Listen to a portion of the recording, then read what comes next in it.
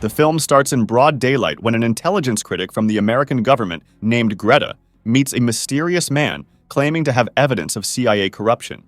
Greta appears thrilled with the photos and files shown until she realizes that the man has ulterior motives behind their meeting. Without waiting too long, the mysterious man executes Greta. News of Greta's death triggers protests in Greece. 3 American intelligence critics are suspected to have been killed by the CIA in their country. Greek Foreign Minister Kostas even made a statement accusing America of killing his citizens. Therefore, a CIA agent named Kate is assigned to find the mastermind behind Greta's murder. After a day of scouring CCTV footage, Kate manages to identify the perpetrator. Upon realizing who it is, Kate panics and rushes to her boss named O'Malley. The perpetrator is a man named Viktor Radek, a former CIA agent who was supposed to have been declared dead 18 months ago. The question is, how did he survive? And what's the motive behind his killing spree? To find answers to these questions, Kate and O'Malley go to meet a man named Vale, who works as a bricklayer but is also a former renowned agent. O'Malley, as Vale's former boss, asks for his help to go to Greece with Kate to capture Radek. It's highly likely he's planning something very dangerous and collaborating with the Russian mafia. However, Vale flatly refuses the order since, being retired from the CIA, he no longer wants to deal with secret missions or the like. Actually, one of the reasons Vale is assigned to this mission is that 18 months ago, he was the agent sent to eliminate Radek. That night, as Vale had just finished his bricklayer work, he suddenly recalled the past, where he and Radek were once friends, even very close to his family. After reminiscing about the past, unexpectedly, he was ambushed by several assassins. Shot, Vale quickly tended to his wound and tried to escape. 2 figures appeared, attempting to eliminate him, but this is where Vale finally showed who he truly was. Even without using firearms, he managed to overcome the 2 enemies trying to finish him. However, it turned out there was another enemy who appeared later, and their intense duel took place. Due to the fierce battle, both of them eventually fell towards the emergency lift of the apartment. Before being defeated, the assassin left a message for Vale, saying that Radek sends his regards. Due to the events of last night, Vale decided to accept the mission assigned to him. That morning, Vale and Kate departed using a military plane, and along the way, Vale only reminded Kate not to interfere throughout the mission. During the journey, Kate also opened an old file related to the assassination mission of Radek. It was written that Vale successfully killed Radek, but his body was not found as it fell into the sea. Attached were also photos of the bloody bodies of Radek's child and wife. Long story short, upon arriving in Greece, Vale quietly directed them to visit his old friend named Patricio. It turned out that before Vale resigned from the CIA, he was assigned to Greece for quite some time, so he was very familiar with the conditions of the country. At that time, he visited Patricio to obtain weapons, new identities, and vehicles for their undercover support. Patricio was known for providing all the needs of agents since a long time ago. Although Kate initially disagreed because it didn't align with the protocol, in the end, she agreed with Vale in order to capture Radek. After a few hours of driving, they arrived in the city of Thessaloniki. Both of them disguised themselves as lovers for this mission. As soon as they reached the hotel, Vale graciously let Kate take a quick shower and rest before continuing their mission. But it turns out it was all just a ruse to give Vale a chance to slip away. Leaving the hotel, Vale then went to a church to leave the phone given by Kate so it couldn't be traced. Next, discreetly, he went to a party to meet an old friend, a CIA agent named Ty. Vale asked for information about the location of a mafia member who used to be Radek's top informant during his missions. He was convinced that they still interact and assist Radek in his criminal activities to this day. As a longtime close friend, Ty didn't beat around the bush and straight away gave Vale the info he was after. That night, wasting no time, Vale headed straight to a club owned by his former informant named Sten. But getting information about Radek from Sten wouldn't be easy. Sten wouldn't spill the beans, especially now that he's a millionaire with a bunch of bodyguards. Therefore, Vale had no other choice but to resort to violence.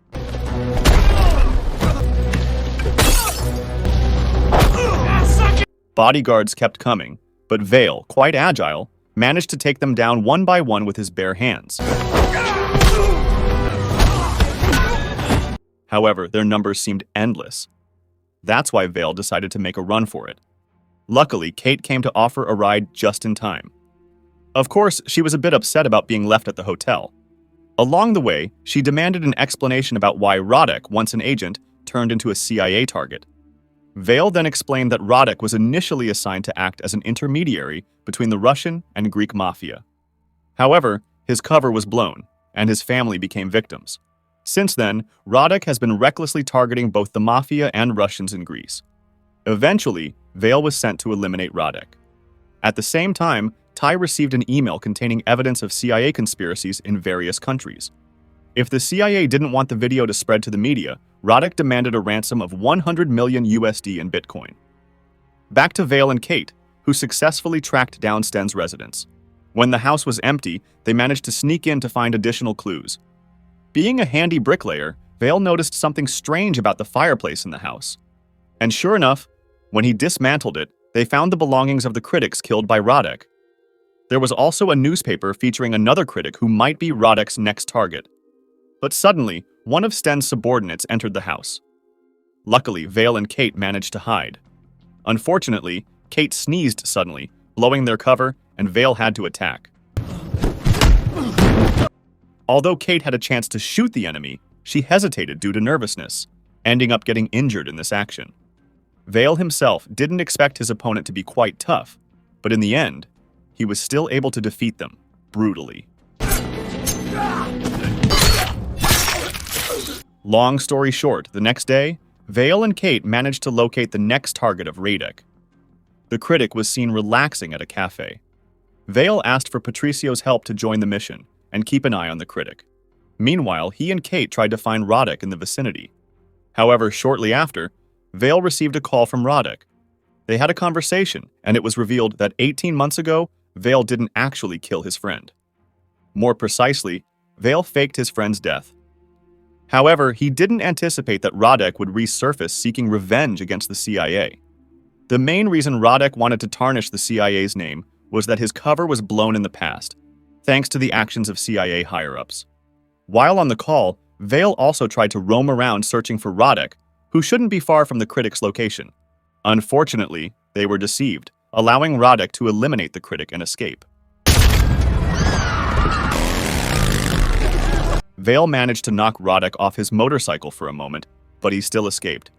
Fortunately, they were able to secure a tablet attached to Rodek's motorcycle seat. Due to this incident, Kate was momentarily upset because Vale acted recklessly. However, there was another important matter they needed to discuss. After Rodek eliminated his target, he threw a photo.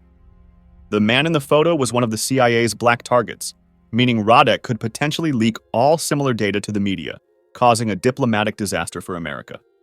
After that incident, Vale visited Ty, and it turns out Vale and Ty were once a couple. Even before retiring, Vale had asked Ty to run away with him. However, Ty felt that she had dedicated her entire life to the country.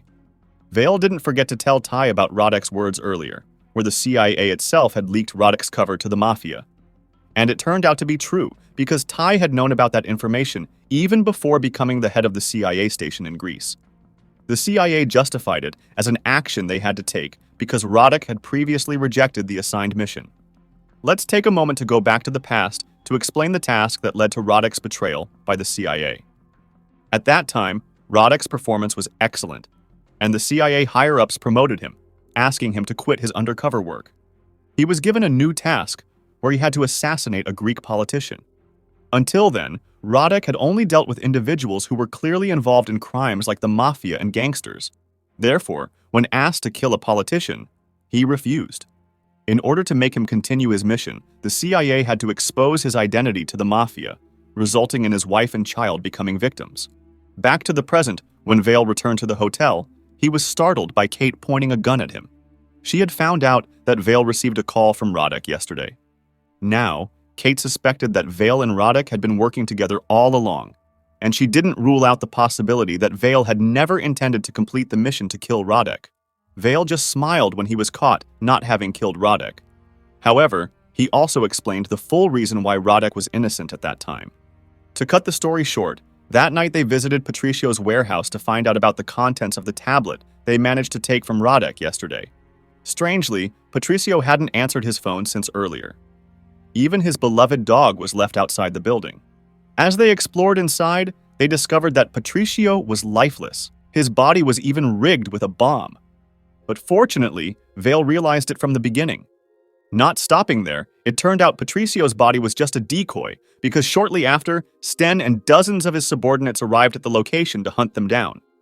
Gunfire erupted, and Kate and Vale tried to eliminate the enemies one by one.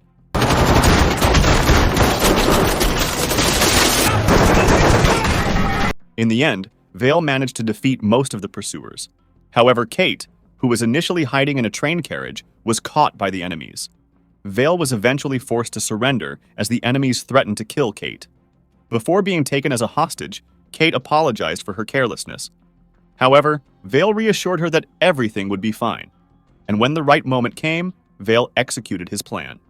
It turned out the bomb on Patricio's body was used by Vale as an escape route in the situation. Kate, who had been extremely worried, now realized that Vale was not just any former agent. On their way home, they received news that the CIA agreed to pay the $100 million that Radek demanded. Shortly after, O'Malley arrived at the CIA office in Greece and informed them that Radek had a condition for the transaction. He wanted Kate to be the one to bring the hard drive containing the bitcoins for the exchange. Hearing this decision, Vale immediately protested because he knew it was a trap. However, his protest was met with termination, and in his peak of anger, Vale decided to walk away from there. Without wasting time, Kate boarded a train to the given location. Upon arrival, she found a phone indicating the next location, leading to an underground room in a cafe. But just then, Vale suddenly reappeared. He had successfully tracked Kate using a hidden tracker he had installed. They switched roles, with Vale entering a room and finding a laptop on the table. When he connected the hard drive containing the bitcoins, the laptop activated a video call from Radek. Radek mentioned he had suspected Vale's arrival. It turned out their friendship had crumbled because Vale failed to protect Radek's family. As a conclusion to his revenge, Radek declared that next, he would eliminate Kostas, the Greek foreign minister. If that happened, the CIA would be fully blamed, sparking a war between nations. The place turned out to be not only a transaction point, but also a trap, as a time bomb was placed under the table. In a short time, Vale tried to build a simple bunker to minimize the explosion's impact, and eventually, the bomb detonated. On the other side, Radek was seen getting into a van, attempting to escape the scene. He even tried to ram into Vale but failed. Fortunately, at the same time, Kate arrived in a car, and a chase ensued. In the end, taking a shortcut, Vale managed to break through a wall and rammed into Radek's car, sending it flying. They were all seriously injured in the accident, but Radek still managed to escape from the scene. However, knowing who his final target would be, Vale immediately went to Kostas' speech location. In the midst of the crowd, Vale tried to locate his former friend who would soon assassinate Kostas. At that moment, Radek was seen on stage, successfully disguised as a member of the media. Not wanting to waste time, Vale grabbed a hammer and used it to bring down the platform where Kostas was giving a speech. He then immediately went after Radek after the platform collapsed. Before eliminating Radek, Vale apologized for not being able to protect his family in the past. Finally, he fired a shot that concluded the entire mission. However, perceived as a threat, Vale was also shot down by local police. When Vale woke up in the hospital, Kate and O'Malley were already there. They explained that even though they had captured Radek, the stolen money was missing. O'Malley specifically thanked Vale. As O'Malley left Vale's room, Kate mentioned that O'Malley must have the missing stolen money. They suspected he was the CIA insider who had covertly assisted Radek's crimes. 2 nights later, Vale quietly sneaked into Ty's apartment. He saw Ty preparing to leave town for a vacation. Originally, Vale went there just to meet his former lover. However, suddenly, he found a vinyl record that once belonged to Radek. It was then that Vale realized that the insider who had betrayed them was his ex-lover. Ty had sold CIA information to get the ransom money for Radek yesterday. At the same time, some sent forces reappeared to eliminate Vale.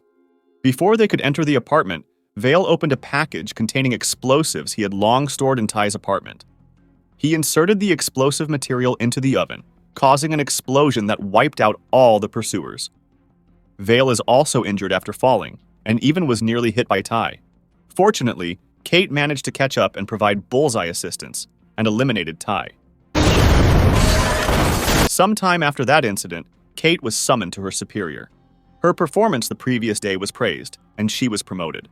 However, instead of being happy, Kate chose to resign.